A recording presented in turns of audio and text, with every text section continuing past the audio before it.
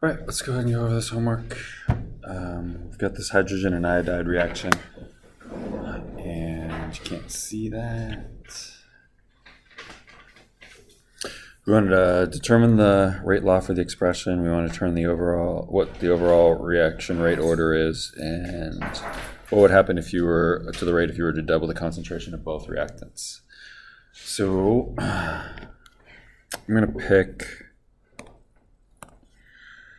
say, trial number 1 and number 2. And I'm picking number 1 and number 2 because there's no change for the iodide concentration. It goes up by a factor of 1. Yeah, I know. And then there's a doubling of the hydrogen. It just takes a while, and I don't know why, since it's a newer projector, but whatever. For the second one, I've got the hydrogen concentration going up by a factor of 2, and then if you look at the rate, it goes up by a factor of 2. So that's letting you know that it's first order with respect to the hydrogen, since both of them change by the same factor.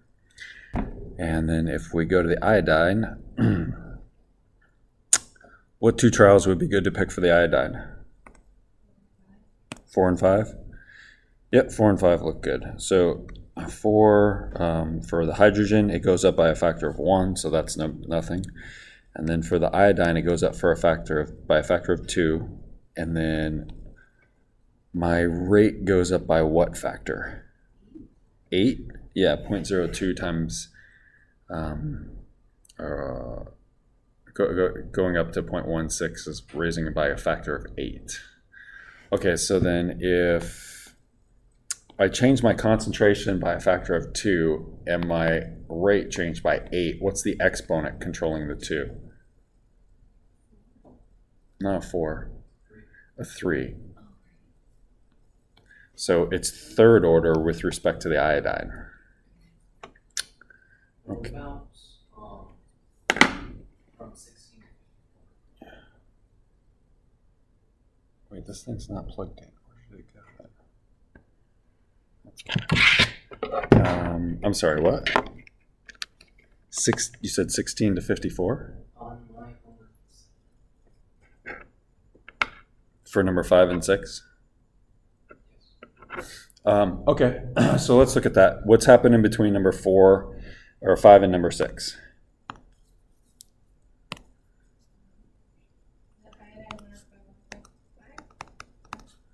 And this goes up by, I don't know what that is. What is that?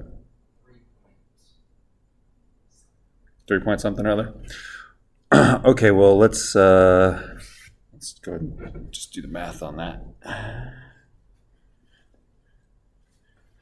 Yeah, it's not 4 because that'd be 64. So we've got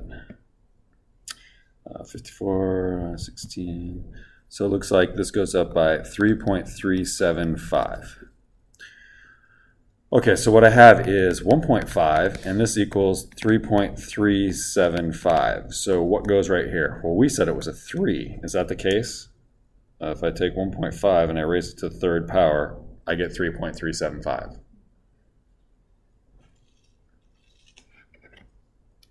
It's just not as easy to see. When you see that 1.5 and that 3.375, and then you're probably not doing that log in your head.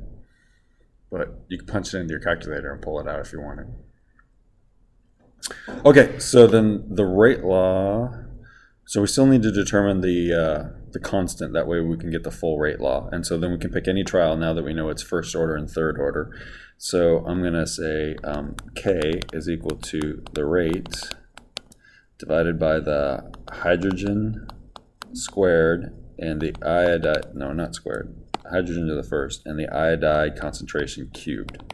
And so I'll pick the first one, 0.04 divided by 0.01 times 0.05 cubed.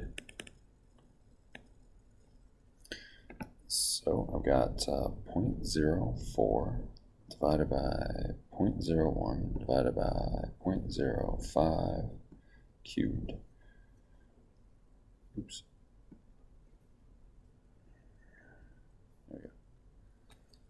32000. Okay, so my overall rate law is going to be rate is equal to 32000 hydrogen to the first,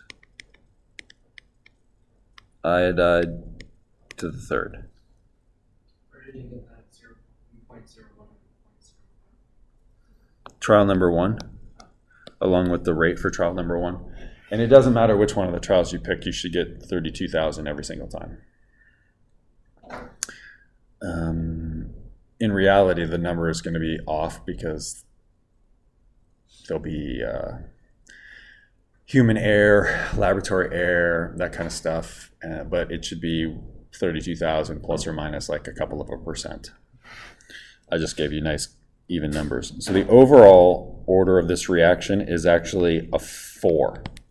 And all you do is you add up the exponents. What that does for you is you can answer C very easily. So if I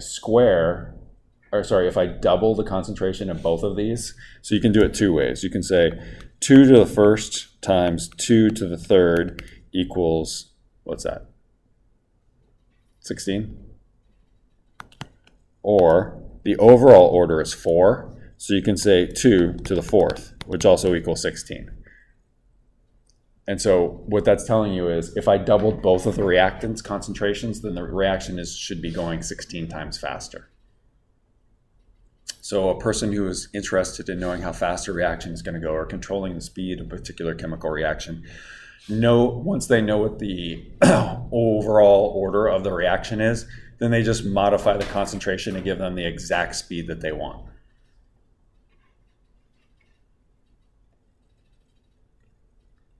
All right, so we got another one of these.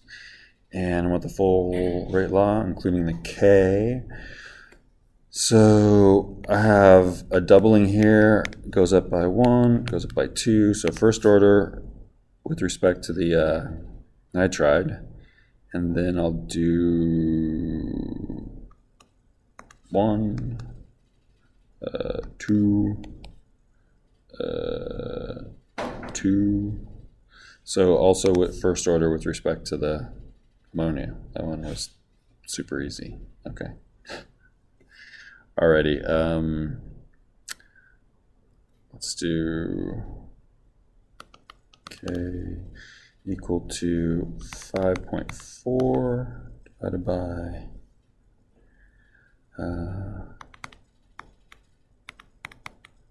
divided by 0.01 and 0.2. So 5.4 E negative 7 divided by 0.01 divided by 1 divided by 0.2. 0.00027. All right, so then it's rate is equal to 0.00027 NO2 negative first and NH4 positive to the first. All right, how about this last one about a competitive inhibitor?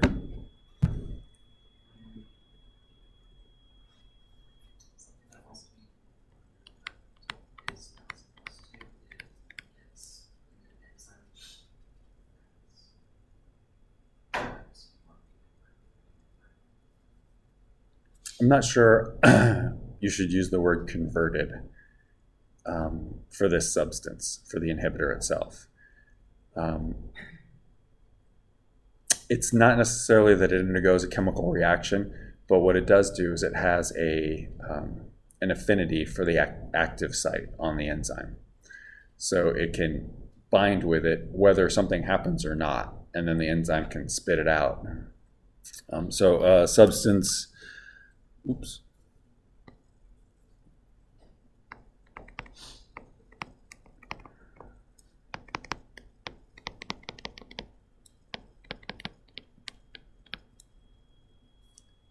Stop.